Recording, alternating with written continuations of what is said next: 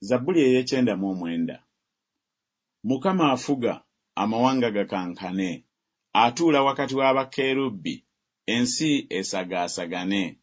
Mukama mukulu mu Sayuuni, era ali waggulu okusinga amawanga gonna.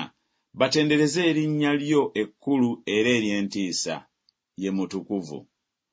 Era amaanyi ga kabaka gaagala omusango gw'ensonga, gw'onyweza obutuukirivu, otuukiriza omusango n'obutuukirivu mu Yakobo. Mumugulumizenga Mukama Katonda waffe, era musinzizenga ku ntebe y'ebigere bye, ye mutukuvu. Musa ne Alooni mu bakabona be, ne Samwiri mu abo abakoowoola erinnya lye, baakaabira Mukama n'abayitaba.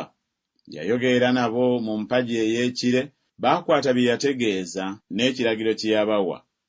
Wabaddamu, Ayi Mukama Katonda waffe, wali Katonda abasonyiwa, newaakubadde nga wabawala n'eggwanga olw'ebikolwa byabwe. Mumugulumizenga Mukama Katonda waffe. Musinzizenga ku lusozi lw'olutukuvu, kubanga Mukama Katonda waffe mutukuvu.